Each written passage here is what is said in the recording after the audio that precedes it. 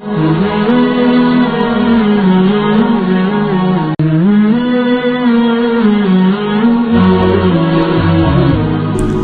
a'malakum lidaril akhirah tajidu 'indaha fawzan wa najah.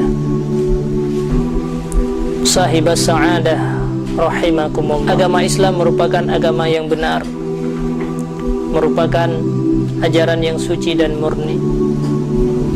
Akan tetapi pada akhir-akhir ini telah datanglah syubhat-syubhat dan pemahaman-pemahaman yang bisa mengotori ajaran kemurnian daripada Islam, bahkan telah mengaburkan segala dalil-dalil yang jelas pada pendapat-pendapat ulama-ulama yang terdahulu. Bahkan persoalan di akhir-akhir ini telah merambah kepada persoalan-persoalan i'tiqad, persoalan yang bisa menjerumuskan manusia kepada kekufuran. Na'udzubillah summa na'udzubillah. Di antaranya syubhat yang datang untuk mengotori Islam adalah tentang pemahaman dan akidah tentang Allah berada di atas langit dan bersemayam duduk di atas aras. Bahkan ada sebahagian orang yang berpaham kalau kita tidak beriktikad, kalau seandainya kita tidak meyakini tentang Allah berada di atas langit, maka termasuk orang-orang kufur. Na'udzubillah summa na'udzubillah. Inilah pemahaman-pemahaman yang keliru yang telah menyebar luas di dalam kalangan kita umat Islam. Inilah bahaya-bahaya akhir zaman yang telah datang kepada umat-umat Islam. Pada ayat Allah Subhanahu wa taala telah jelas laisa kamitslihi syai', di mana Allah Subhanahu wa taala tidak serupa dengan apapun daripada makhluk-makhluk Allah. Juga Allah tidak bersifat dengan sifat yang dimiliki oleh makhluk. Sedangkan duduk di atas aras, mempunyai tempat, itu merupakan sifat yang dimiliki oleh makhluk. Kemudian hadis qala Rasulullah sallallahu alaihi wasallam, dalam sebuah hadis Rasulullah sallallahu alaihi wasallam pernah bersabda, "Kana Allah wa lam yakun syai'un ghairuh." Allah Taala itu telah ada dan tidak ada sesuatu pun selain daripada Allah. Kemudian dalam hadis yang lain qala Rasulullah sallallahu alaihi wasallam, "Wa anta dhahirun falaisa fawqaka syai' wa antal batinu falaisa dunaka syai'."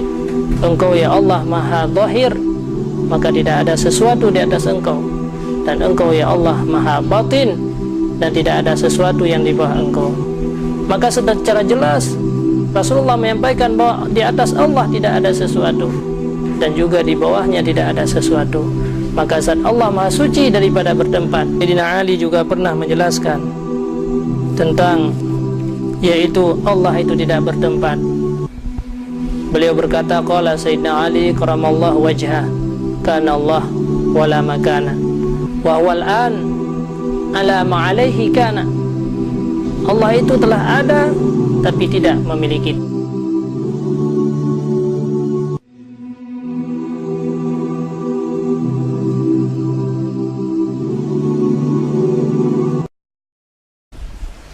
Kemudian di antara ulama, ada di antara ulama yang mengatakan Allah tidak bertempat, itu qala Imam Abu Hasan. Imam Abu Hasan Al-Asy'ari dia berkata, innallaha la makana lahu. Bahwa Allah itu tidak punya tempat baginya Allah.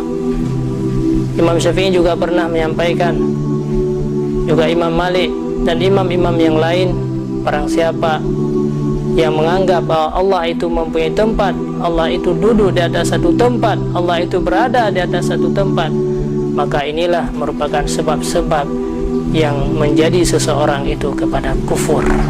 Maka sudah sangat jelas dari perkataan firman Allah Subhanahu wa ta'ala, kemudian hadis-hadis Rasulullah, bahkan sahabat seperti Sayyidina Ali, Imam Abu Hanifah, Imam Malik dan Imam Syafi'i, semua mereka itu sepakat bahwa Allah itu tidak bertempat. Maka perkataan siapa lagi saudaraku sekalian yang lebih benar daripada perkataan mereka? Sebenarnya